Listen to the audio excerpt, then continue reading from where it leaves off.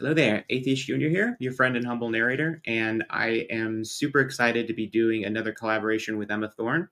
So, Emma, thank you so much for coming back on my channel again. It's very exciting. How have you been, by the way? Thank you for having me. I have been okay. I've been getting frustrated at Matt Walsh, but otherwise, Yes. I've been good. So we just filmed a video for your channel. Struggling to get through it, watching Matt Walsh literally read a Gay BC's book for children, a ABC book themed about LGBT terms that we thought was really cute and nice and not offensive at all. But Matt Walsh he thought the exact opposite. So go and watch that video if you haven't seen it yet, but watch this one first.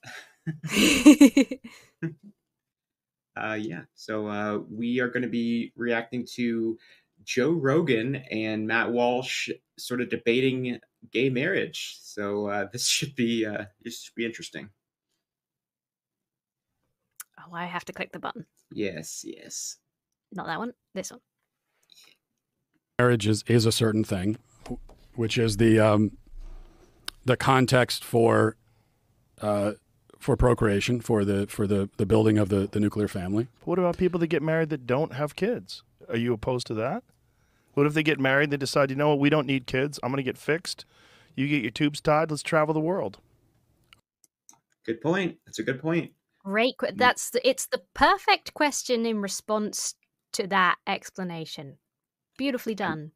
My older brother and his fiance, she has decided that she is going to be child-free because he, already has 2 kids, and, they, are adults. They're like in their 40s, and she doesn't see any reason to go through the process of pregnancy and the great cost of raising a child, and she is involved, like the kids that he has are totally involved in her life too. Like they're all friendly with each other. So she's child free and she doesn't see any need to have children, and that's her decision. That's perfectly fine. There are lots of people who are child free or can't have children or just choose not to. And, it's so dumb. It's very similar to the argument that, a trans woman cannot get pregnant. That invalidates her as being a woman. Well, the obvious counter argument is, well, what about women who have cervical cancer and get a hysterectomy and they can't bear children anymore? Are they no longer a woman?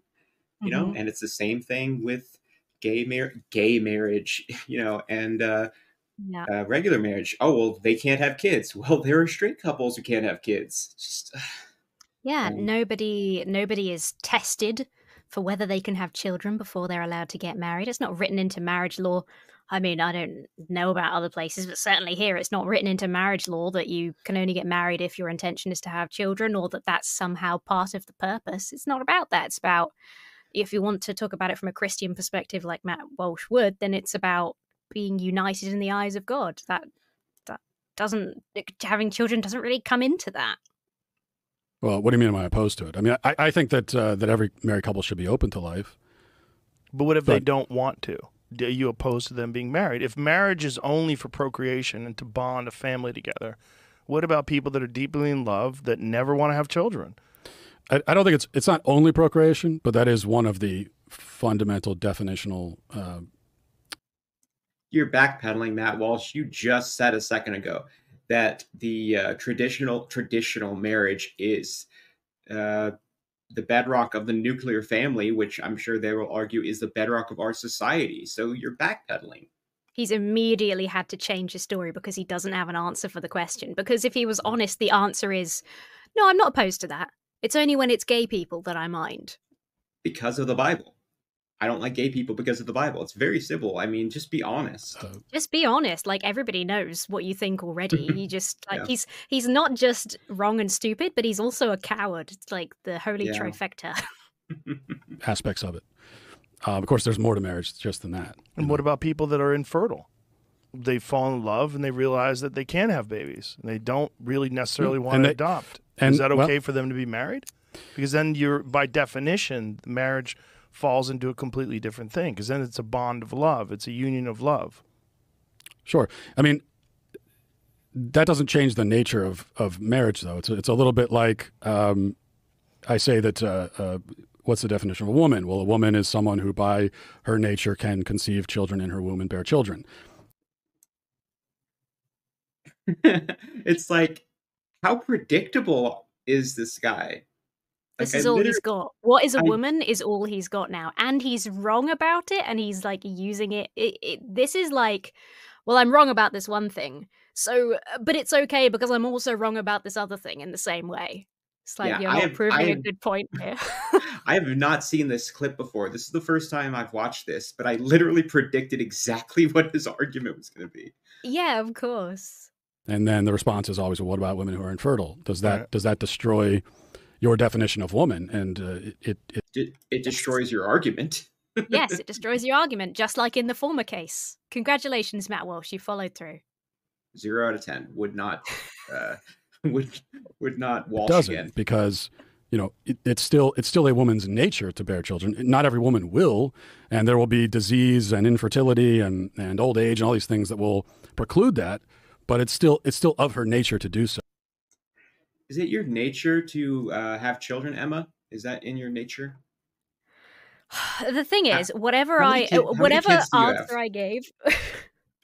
Well, if we count my stuffed toys, I have loads. I have many children. Cats. My favorite video game characters are my children. The local cats are all my children, obviously. I'm just like filling every stereotype I think I can. Yeah. Like whatever the thing is, I could try and answer that. Whatever answer I gave, he would change his definition of nature, because and that's why he's ambiguous in those terms, because as soon as somebody like Joe Rogan comes along and is like, well, no, but you're a hypocrite for this reason, without saying it outright, he can change his definition to be slightly different. So no, I don't always mean that, but like, there's nothing he's saying here that doesn't, he's still wrong. Like, he hasn't come up with a counter argument to what Joe Rogan has said. I haven't seen this either, by the way, and we barely watched any, and I'm so happy. This is really cheering me up. After the last clip we had to watch.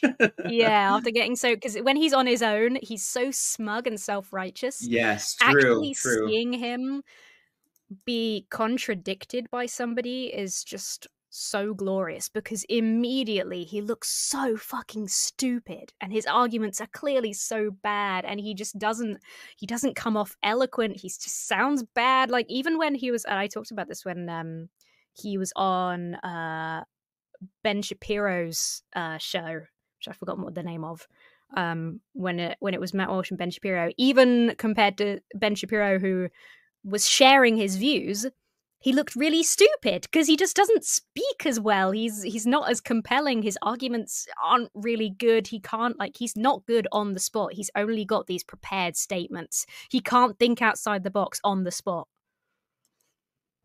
Yeah, so the name of Ben Shapiro's show is The Ben Shapiro Show. I don't know if that's what you're asking. But... Right. Now I look stupid. But yes, this is very satisfying watching him have to answer questions after seeing him monologue earlier. Mm-hmm. And I would say the same thing for marriage. I mean, it is natural in a marriage for procreation to occur. It's not always going to happen in reality, though, but that's still... Then it's not natural, is it?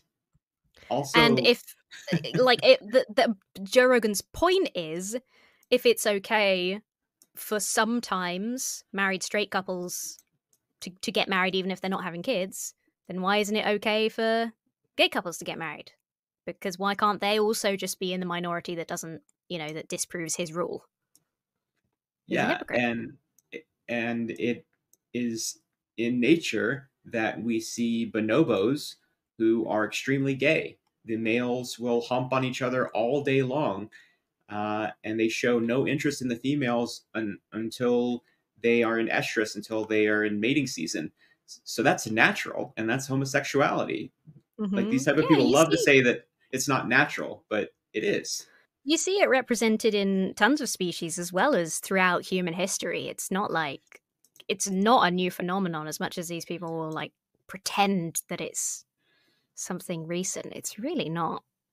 Yeah, I mean, the argument is fallacious anyway, saying that, oh, this is natural, so therefore it's good, and then any deviation from it is wrong and should be discouraged. You know, I It's the mean, same argument that people make to say that like homeopathy is better than going to the doctor, you know, because it's natural. You know, it's like eating clean is better than like getting a vaccine. It's like, well, because it's natural, because we didn't develop it through study, then it's better. And it's like that's just bogus. That doesn't mean anything. yeah, it's like, oh, you know, this is made with natural flavors and not chemicals. Well, our body is full of chemicals, and also arsenic and cyanide are natural. So just because something's natural doesn't mean it's good for you or it's safe. I mean, exactly. That's still one of the natural functions of marriage, and married couples who can't conceive children. There are other ways to be parents, like adoption, for example. If they want to. Right. Sure. But if people want to be married and don't want to ever have children, are you opposed to them being married? Well, I wouldn't advocate a law that would prevent it. But would it change the definition of what their marriage is to you? Because they... Hold on. That is such a bullshit answer. He really does remind me of Hovind with the way he argues and the way he especially responds to direct questions. Because that's a very Hovindian tactic to respond to a direct question, not by answering it, but by answering weirdly in the sort of opposite way, like a roundabout way, saying, well, I wouldn't do this extreme thing that says I wouldn't do it. I wouldn't advocate for a law that says that nobody can get married unless they're going to have children. Well, no shit, you wouldn't.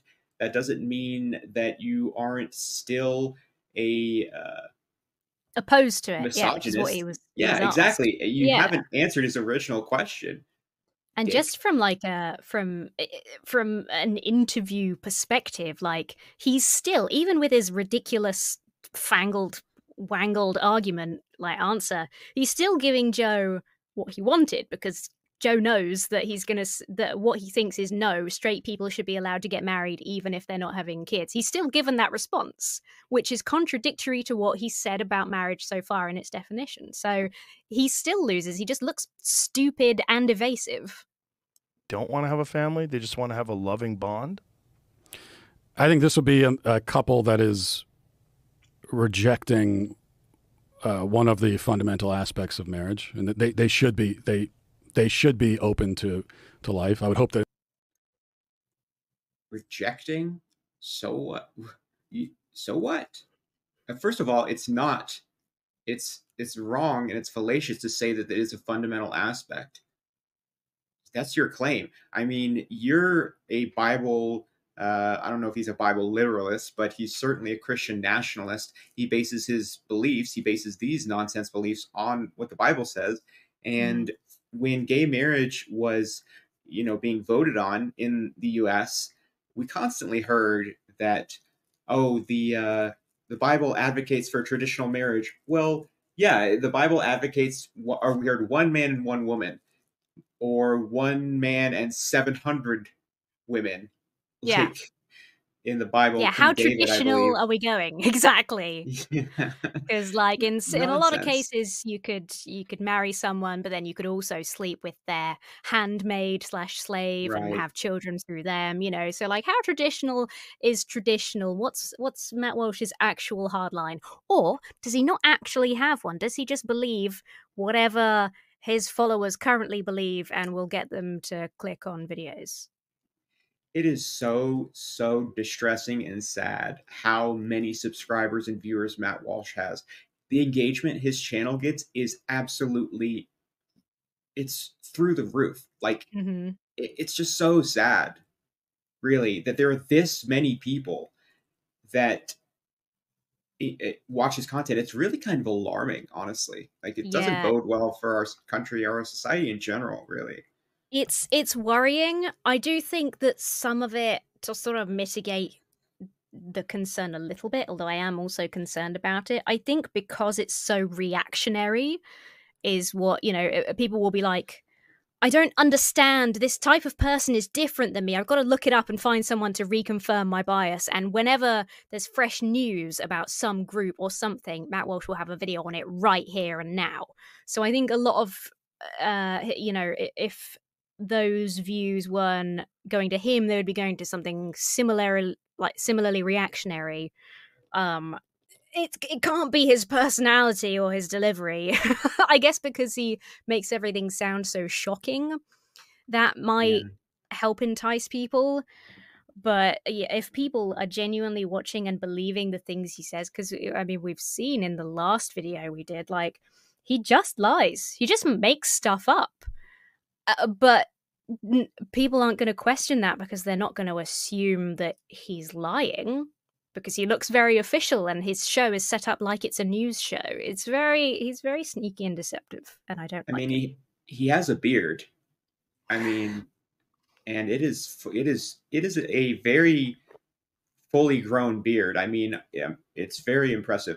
So I just wanted to point out his last 2 uploads. His video from 22 hours ago has 543K views. Oh my God. Yeah, he uploaded a video 2 hours ago that has 20K views. So that's 10,000 views an hour. That's insane. Obviously that's not going to continue. And like, this is a lot higher than the past like couple of videos, but just that by itself, I mean, his channel is doing extremely well. And it's just, why can't I get those views instead? I don't lie. Well, that's probably, you're not nearly as sensationalist, and that probably is why. If we were doing like, if all our thumbnails were like, and like, they're taking our kids, and it was like immediately after some sensationalist lying news story was published, we'd probably get more views as well. That is a good the difference point. is having integrity and not spreading lies, I guess. And I'd rather do that than have all the views. Although I would like some of the views. Yeah, I don't want to complain though. I'm so grateful for the amount of engagement that I do have. Like, I just hit 7K on my channel, and my community is so awesome, you know. And I know that you have a really great viewership and community as well on your channel, except for some of them are weird like sexist men that are in the comments. But you know, you're a woman on YouTube, so yeah, it happens. I mean, your channel growth has been amazing. I'd much rather have like our little community of like people who are skeptical and are open to criticize things, but are, you know, steeped in reality, as opposed to just being willing. I don't think my audience would just take what I say at face value, and I don't put people in that position as well, because if I like say a number, I'll put a link to where I found that number. You know, I don't do a Matt Walsh. I'm not like, there are 3 trans people in the world, and I don't just expect people to believe that, because I don't think they should. Yeah. Well, I mean, we have seen in the recent past people who are on the alt-right, the far right, who got extremely popular, and it blew up in their face, like Milo Yiannopoulos. He is not. He was extremely popular, and now he is not. So, fuck that guy. And more recent, possibly more extreme example, maybe Andrew Tate. Yes. You know, like there's some signs that maybe certain ways of talking about other human beings that are quite derogatory and quite harmful are maybe not the best way to live your life, and might actually have consequences if we're lucky. In the future they would be, but isn't that just a personal choice? I mean, you can have a very fulfilling life if you just follow your pursuits and your dreams and your interests, and you find someone that shares those interests with you, and you share time together. It's very fulfilling and loving. Yeah, it's a personal choice, in that I'm not advocating for like a law that says that you if you're married you have to have X number of kids. But then why are you opposed to 2 gay people doing that?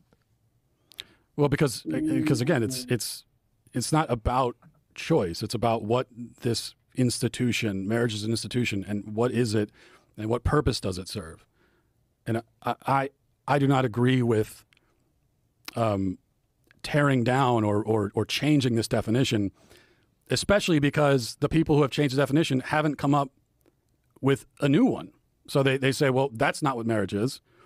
So for thousands of years, we said marriage is the procreative union. And then we had the other side that came along and said, well, it's not that. Okay, well then, like, what is it exactly? First of all, that's all bullshit. But the argument that this is how we've done things for a long time, let's keep doing it this way, is dumb. Yeah, it's really dumb. You know what we used to do for a long time? Shit in the street. I don't think we should be doing that today. Yeah, we used to believe people, you know? Well, that was a mistake. Like, this is such a beautiful example of somebody who is so well put together, knows exactly what they want to ask. They know they are backing their opponent into a corner while being perfectly cordial and polite.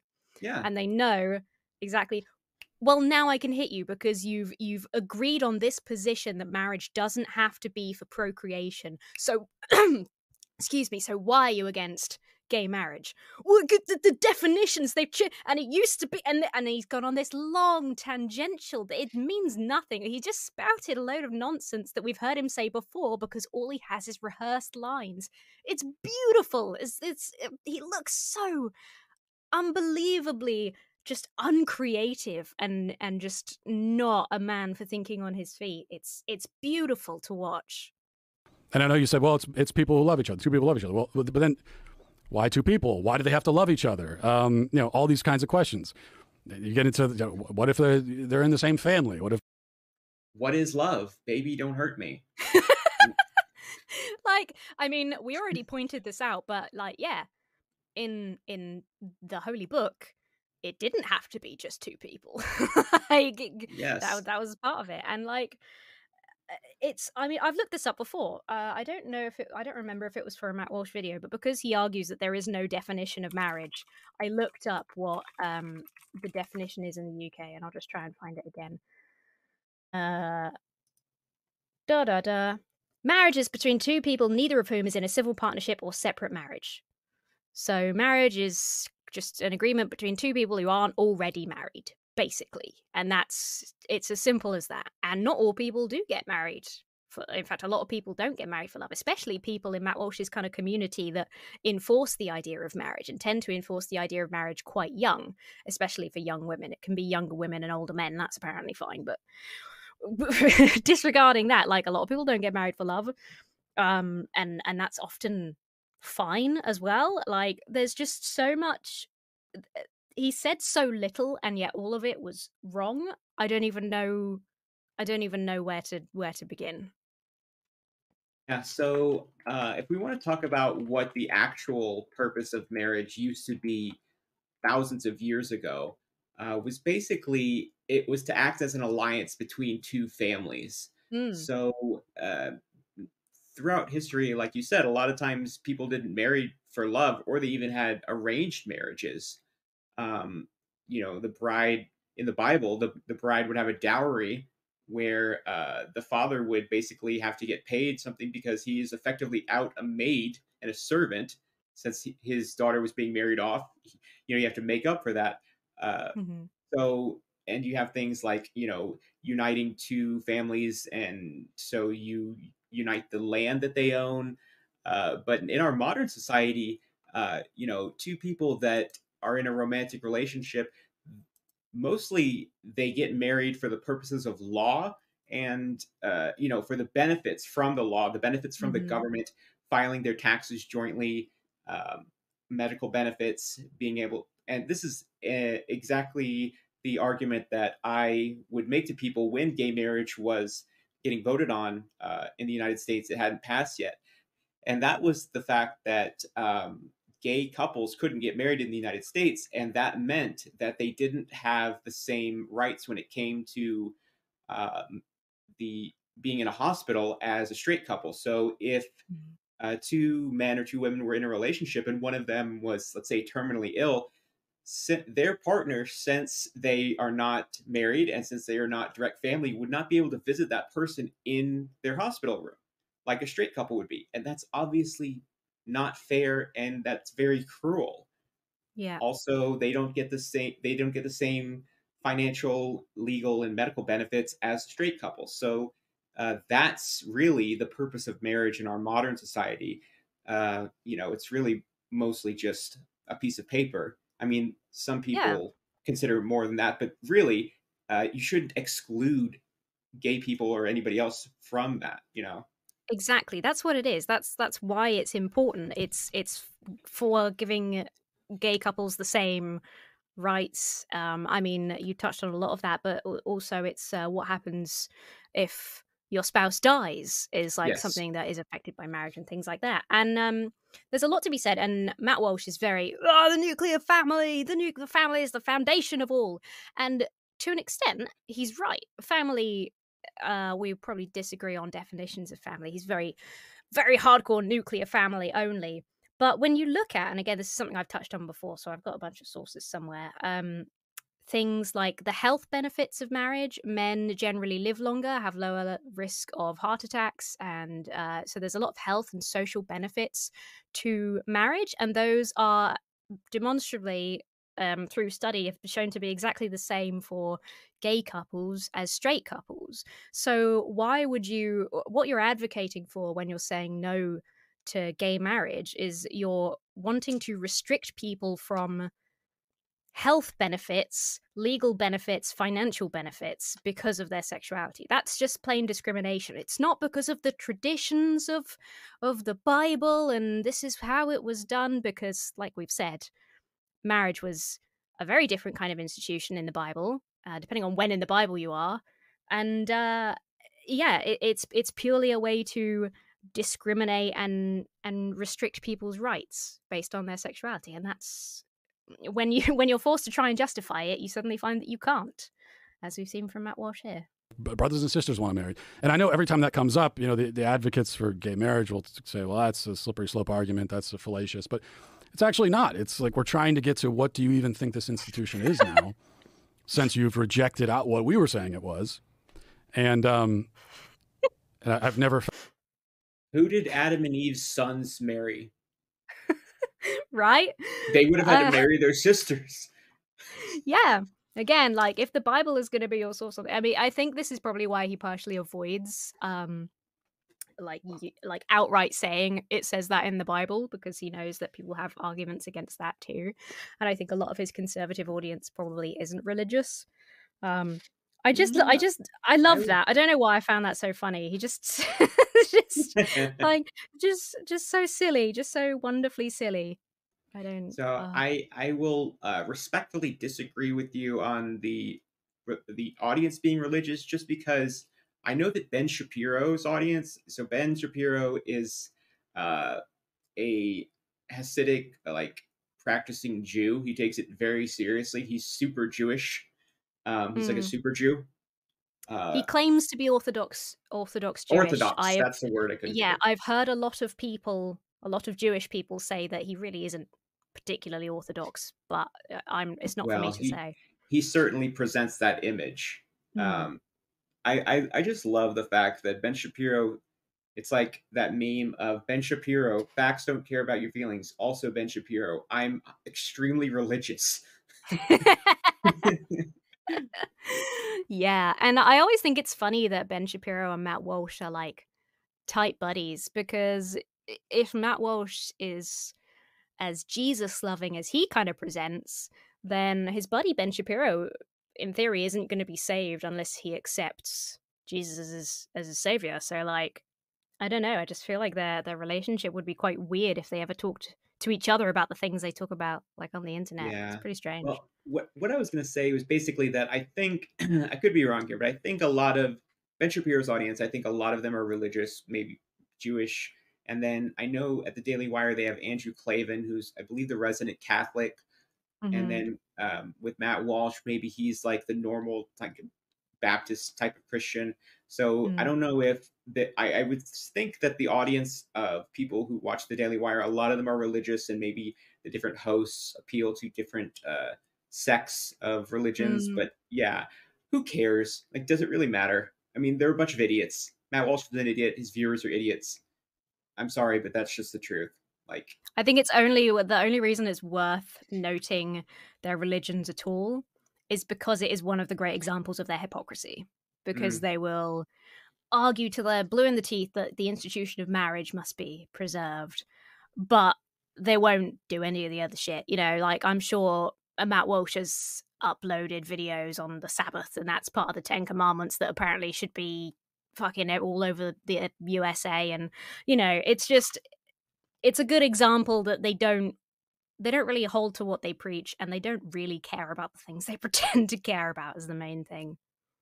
Yeah. Okay, for the sake of the audience, I think I'm going to try and let it play for a little while.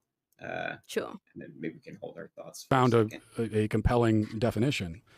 And any definition offered, it's like, well, what's even the point then? Why do we even need this now? I just don't see how a gay marriage in any way damages a straight marriage. I don't see it at all. It doesn't make any sense to me. It just seems to me that people want to be look, if you wanted to look at logic, especially in our modern society, which is pretty fucked when it comes to relationships, it's somewhere in the neighborhood of 50% of all marriages end in divorce anyway. They don't make it. You know, I don't know if anything would damage marriage and damage the institution of marriage is the option of divorce. I don't think gay people getting married in any way, shape, or form changes a bond that you have with your wife. It's just called marriage. It's a human invented thing. If we decide that gay people can get married too, I just don't see how it damages anything. I don't think it tears down the definition of marriage in any way. It just opens up the possibility that people who are gay won't be discriminated against. Yeah, I don't think that a gay couple existing directly impacts. You know, there's a gay couple and, you know, wherever, and I'm with my wife in our house. Like, obviously, right. There's not. But I'm not talking about on the individual level. I'm talking about on the societal level. Right. I would agree that divorce, especially, this no-fault divorce, rampant divorce, I don't think it's as high as 50%. I know that's often quoted. I'm not sure where that comes from, but it is high. It's like, okay, guy who just completely makes up numbers. He's trying to claw back some credibility, I think. Did he seriously just try and disagree with the stat that 50% of marriages end in divorce? Seriously? That's so funny. If it was anybody else, it would be fine. But because Matt Walsh is the king of inventing numbers, just pulling them straight out his butt, that's beautiful. There are 7 intersex people in the world. But it's wrong that 50% of marriages end in divorce. That is, it's not like that has been a statistic that has been around and well known for like decades and decades. Okay, really I guess one of us is gonna have to Google this now. It's too hard. And Chris Rock has a great joke about that. He said those are just the people with the courage to get out. It's like, how many cowards stay? But well, this is actually kind of a relevant point because the fact that there are so many divorces, it's portrayed by Christians as a bad thing. But part of that reason is just because of the fact that women are now able to divorce their husbands, which they were not able to do back in biblical times, back even in the early 1900s. I mean, in the 1970s, a woman could not apply for a credit card on her own.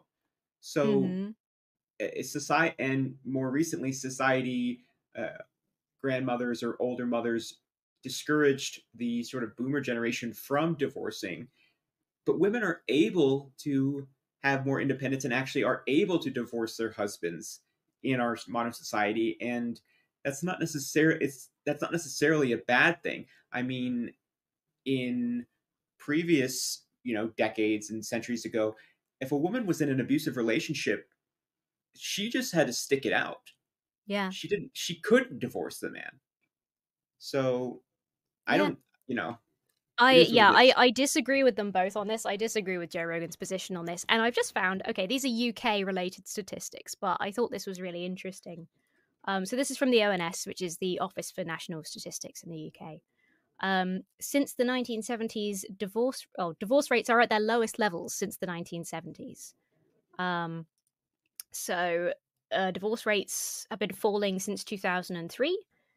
All reasons for divorcing have decreased, apart from 2-year separation with consent, which has increased. This is from a solicitor's website, so it's a bit solicitory. The most common reason was unreasonable behaviour and 2-year separation. So now we know. So at least in the UK, divorces are on the decline. So hooray, Joe Rogan, cheer up. It's not all going downhill. Does it say if the number is less than 50% on there? I know it's 4% lower than the previous year. Let's see what it says.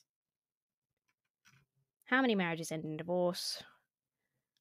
103,000 divorced in 2020. I don't know what proportion of like marriage couples that is. What is the population of the United Kingdom? Maybe I can Google that. Well, no, maybe this was 2020. 67 million, but I don't know how many married couples there were. Let's see. Right. Yeah, that's a good point. Married couples, UK. It's also true that in 2020 there were 24.3 million people married. Okay. Oh, in the same year there were 3.77 million people divorced and 3.11 million widows. So the UK has got a pretty low divorce rate. Sounds like. I mean, that's a lot less than 50%, right? It definitely seems that way. I think we were talking about America. Yeah, I'm going to see if I can find the USA as well. I think this is and this is just a random aside, but a lot of the time I hear like US commentators being like, the world is falling apart because of this, that, and the other. It tends to transpire that it's actually just the USA and that it's sort of this, America has this thing. I think we do it here a little bit as well, but of like viewing the whole world as just my country. And it surprises people to hear that actually that's not. So I'm gonna let the video play for a little bit, but here's a fun fact. During the peak of the COVID-19 pandemic, the number of divorces fell by 12%.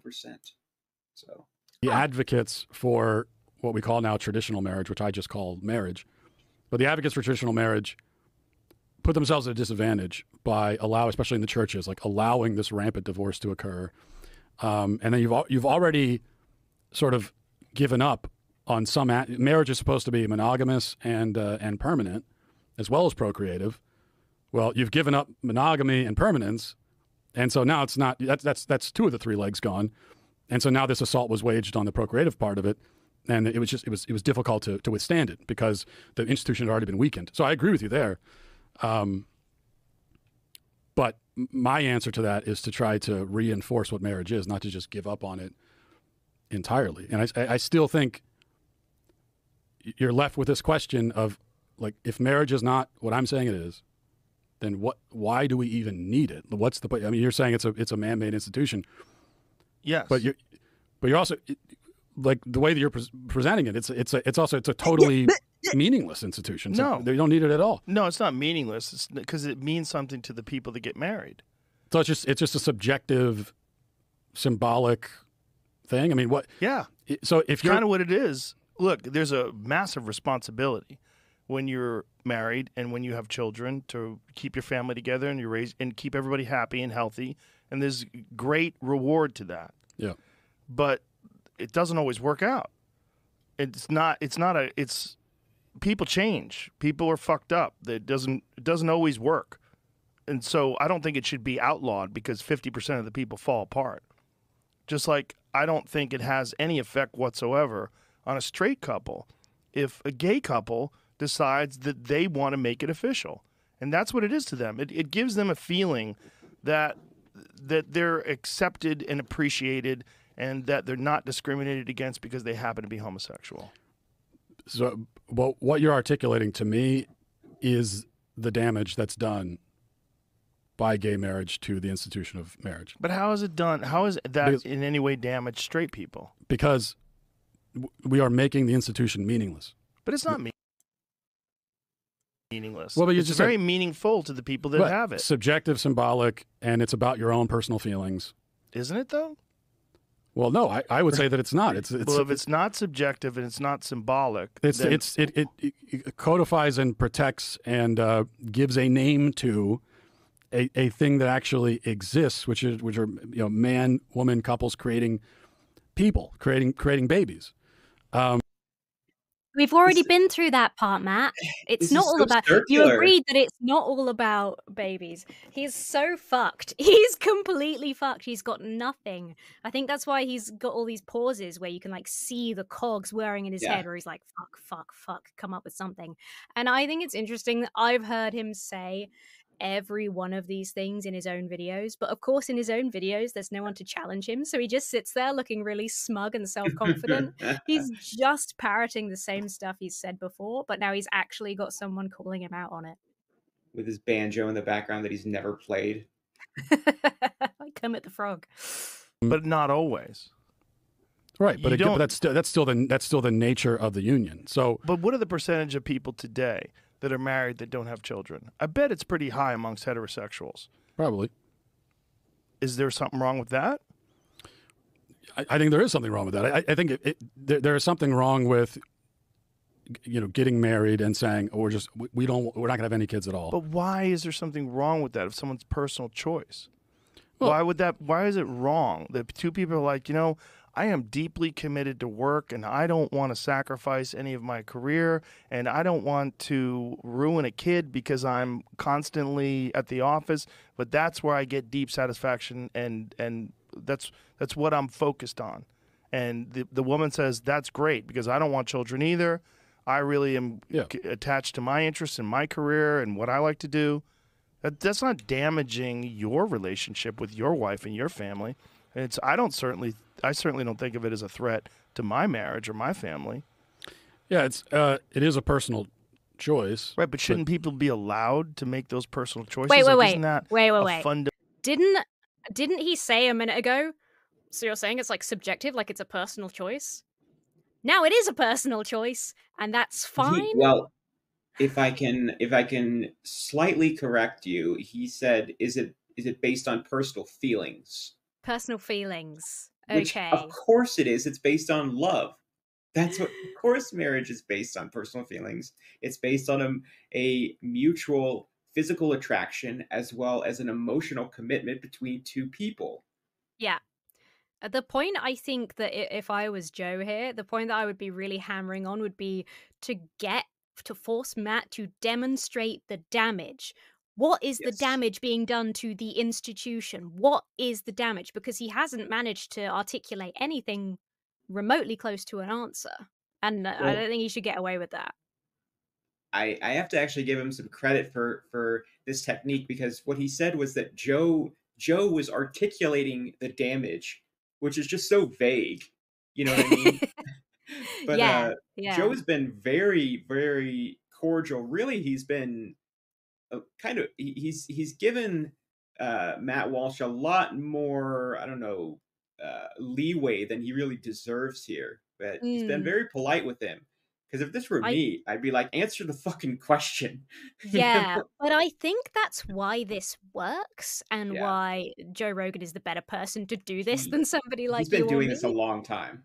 He's been doing this a long time, and that I spoke to a journalist recently called Andrew Gold, who is a brilliant guy, and he is a journalist. He's done a lot of documentaries, and he interviews a lot of people with kind of out there views. And there's this one documentary where he's following an exorcist where he does it amazingly, and he sort of talks about like he just stays perfectly calm and reasonable, and what he's saying and pushing when he gets responses to the audience. The person he's talking to sounds like an idiot, and he's showing him up by like pointing out that he doesn't have an answer to these questions, and he's making him look really stupid. But in the moment, he's still engaging because he's being polite and cordial and stuff. And I think this is demonstrated really well here. And Matt Walsh, I would definitely go harder. I think he's missed a trick not just talking about marriage as a personal feelings thing. I think that the legal aspects is like a massively important one to bring up. I think he's missed a trick there. But like in general, I think this is really good. I wish he would hammer in a bit harder about Matt Walsh actually demonstrating the damage that gay marriage is supposedly doing to marriage, normal marriage. The mental aspect of what it means to be American, to have that freedom. Well, but right now we're not talking about what people are allowed to do. I'm not saying that. We're talking about marriage, gay marriage. Okay, we were just discussing straight couples who choose not to have kids. That's also a personal freedom issue, isn't it? Yeah, and I'm not saying that straight couples should be legally required to have kids. But I if you're asking me, do I think it's the right choice to just get married and choose not to have kids ever? I do not think that that's the right choice. So in your own marriage, you can choose to have children. If you don't approve of gay marriage, don't get gay married. It's as simple as that, really. Yeah, exactly. But I was trying to think of the name of this person. It's Louis Theroux. Louis Theroux. He is somebody who has an incredible interview style. So he has done interviews at maximum security prisons. I think he's interviewed white supremacists. He's interviewed, he did an episode where he was at the WWF training camp, which doesn't sound as bad as the other two, but it was kind of funny because he insinuated that wrestling was fake around one of the coaches there, and the guy got so pissed at him, he made Louis Theroux run laps until he was throwing up. But he has such a great style of talking to people where he doesn't talk to them in a way that he's insulting them, oh, how can you be such a racist, and he's he's very judgmental. He just talks to them in a conversational way where he's sort of on their level, and he's really calm. But he can ask these people really sort of prying questions, but I don't know how he does it exactly, but he has an amazing interview style. And of course, Joe Rogan is extremely experienced. Really, I mean, Matt Walsh has nothing here. He has no answer. There's nothing he can really say. But one point I'd like to just bring up, if every couple that got married that could bear children did it, I mean, our planet is already very overpopulated. So even with the horrible act of abortion that Matt Walsh hates so much, I mean, they say, oh, there are so many, there are a million poor little zygotes that were killed because of abortion. Okay, well, add another million or billion to the or several million to the population of Earth. It's already extremely overcrowded. So really, the people who are child free are doing a service to our planet, because overpopulation contributes to climate change. It contributes to crime. It contributes to just a lot of problems. And there are people who are going to have children, and they are shitty parents. There are people who should not be parents. They are going to neglect their children, abuse them, or beat them, or those kids are going to end up in foster homes and have terrible experiences and terrible lives. I'm not saying, oh, it would just be better if they never existed, but I mean, there are situations where not every person, first of all, not everybody should get married, but not everybody should have children, and not every couple to get married should have children. This is a bullshit argument, and this guy's got nothing. 0 out of 10, Matt Walsh. 0 out of 10. I also think, related to what you're saying, the sort of, I think this is interesting because Matt Walsh had this discussion with Ben Shapiro on his show, and Ben Shapiro takes a more the social sciences kind of line, his whole facts thing. Exactly.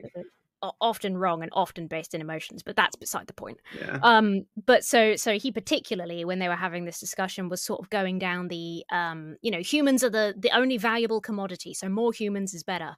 And it's there are places in the world right now where populations are declining. There are places where the population is probably already much too high and shouldn't be higher. If you did say this, every couple should want to have children and should have children and blah blah blah, then it's just not going to work. You're going to end up with something when China has overpopulation problems and they have specific limits on the number of children that they can have, and the reason that and this kind of depends on how many. It's difficult, and I'm not a social scientist, so I don't know how best to say this, but how many children we sort of need within a society.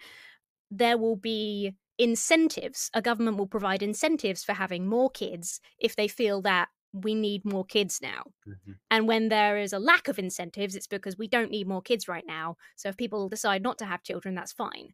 If that's something that is really important, then what are we going to do? Are we going to start mandating people having children? And then at that point, then, you know, we're going to have so many children that somebody like Matt Walsh is going to be banned from having more children. And would he be okay with that? Like, I think some of this is religious, because there is an inherent in the major religions, there is an inherent, like, I've forgotten the term for it, but you must procreate in order to further the religion. You know, like the best way to spread your religion is to have more children within it, sort of thing. I wonder if that's part of Matt Walsh's deal. Makes sense. It's their choice, but people can make choices that are wrong. And you can disagree. How is it wrong if they have a fulfilling and wonderful life together with that choice?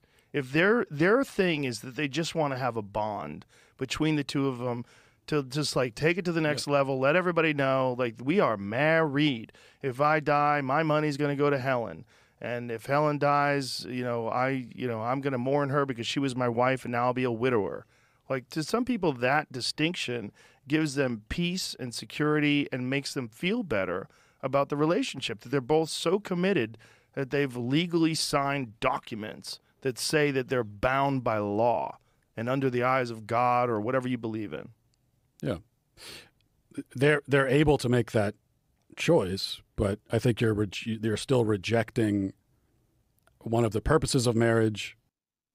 Nonsense.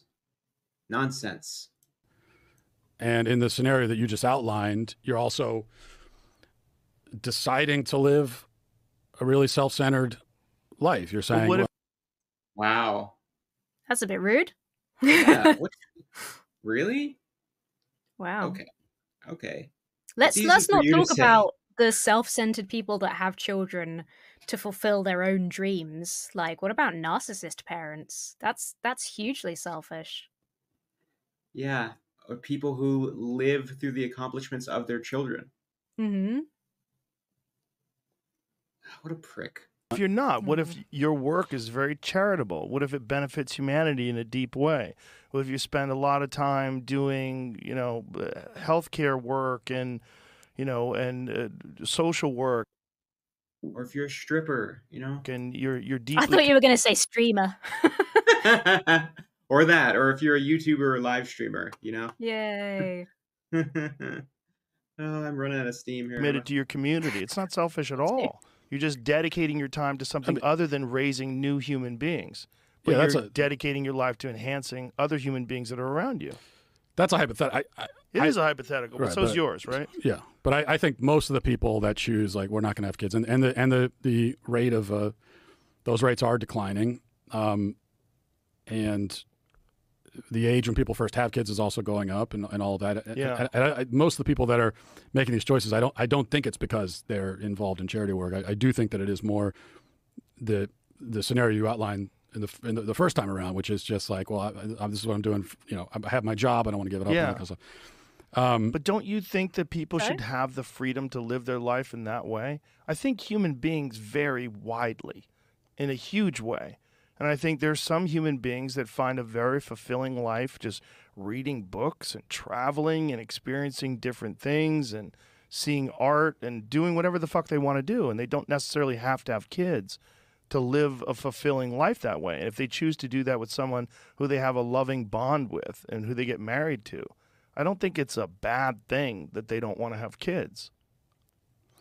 Well, I guess we have to, maybe we're running into a question of, now you get to the real. He sounds very nervous. Like, because he's not really got any arguments.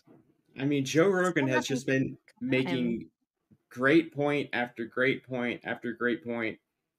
And simple point too. It is. He's managed to reduce it successfully to a really simple issue, isn't it? About this is America. We're patriotic here. One of the primary things that we care about is personal freedoms. Why shouldn't people have those personal freedoms? Why does Matt Walsh get to decide what other people's freedoms are? I feel like the sort of unsaid thing that Matt is implying here is that being gay is a choice. Maybe I'm wrong. But Maybe. I've gotten that sort of vibe that he's almost been saying that without saying it, that since people choose to be gay, then they choose to marry, then they're choosing to be in a gay marriage, which is choosing to destroy the foundation of choosing to destroy the purpose of marriage, which is to have children via two heterosexual people, and marriage is the bedrock of the nuclear family, which is the bedrock of society. So effectively, these people are choosing to destroy America by being homos.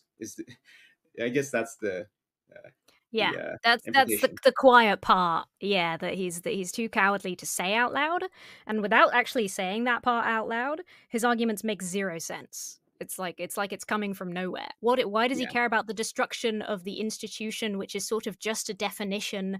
Why does that matter? Why does it bother him so much that the definition of marriage is slightly different, or he claims that there is none? Even if that was true, why does it matter to him it wouldn't matter at all, except that the gays are destroying America. But he can't say that overtly. Yeah. Fundamental question. I think it's a fundamental freedom thing. Yeah, we're not disagreeing, I guess, on the freedom aspect of it, because, again, I'm not saying that you should be required to have kids. But you're imposing your... Nobody's saying that you're saying that. Why do you keep... This went from being really satisfying to now it's getting frustrating and tedious. I think we're almost done. We've heard the same things over and over by now. Yeah. Your sensibilities and what you think is important in life to other people, but everybody has a different idea of what's important in life without hurting anyone. The thing is, like, what I'm saying is these people that are married, that don't have children, they're not harming anyone. They're not harming these unborn children that they never have. They're not harming anyone. And it doesn't affect your relationship with your family and your marriage at all. Yeah, but I'm not imposing myself on them or harming them by answering a question about how I feel about their choices. Right, but you're not imposing yourself on these people. You have an absolutely massive platform, Matt Walsh, that you direct your huge audience to attack these people. What do you mean you're not imposing yourself on LGBT people? And nobody said that was really weird, because nobody said anything remotely about him harming people. Like, he just threw that out of the air. Like is that him like admitting that he wants to destroy the relationships of people who don't want kids and gay marriage? And like, what was that? I think he's desperate for this conversation to be over, and I think that is the one thing that I will actually agree with Matt Walsh on. Yeah. Nor are gay people doing that to you. I think the harm comes from, on a societal level, when we start breaking down these basic central institutions, like the institution of the family and of marriage. Okay, I think we're done. I'm tapping out. I cannot handle any more of this video. You got nothing. You got nothing, Matt Walsh. Got no explanation for what damage is supposedly being done to institutions, and what effect, if he then demonstrated the damage, what effect that was even having on people in general. Like, if marriage is a good thing, and it demonstrably is a good thing for a lot of people, then it should be open to more people, including gay people, because that is a net benefit for society. It's as simple as that. Yeah. So he has been just giving the same circular arguments over and over and over again, repeating himself. Joe Rogan, I give him a lot of credit for his approach in this interview. I went in expecting, because I had heard that he destroys Matt Walsh. I don't think he destroyed him in a way of like crushing your debate opponent. It was really kind of a Socratic method of just asking questions about this guy's position and sort of internally critiquing it, and just asking, okay, so you think this, why do you think this? And, really he was just applying common sense reasoning, and he was very polite the whole interview. And the longer that Joe went on being polite, the more rude that Matt Walsh's answers came across. Or just, and the just more being he struggled, yes. the more he struggled to think of something to say, the more he like stuttered. And it's the institute, the pillars. I forgot my line about the pillars. Yeah, it definitely read as someone who has never been challenged. He's never talked about something like this with somebody who disagrees with him, and he doesn't know what to do when he's not talking to like a Ben Shapiro who just goes, right, exactly, and also this, when he's not just being yes mad. It's brilliant. I wish this would happen to him more often. He's probably more reluctant to engage with people with different opinions after this somewhat embarrassment.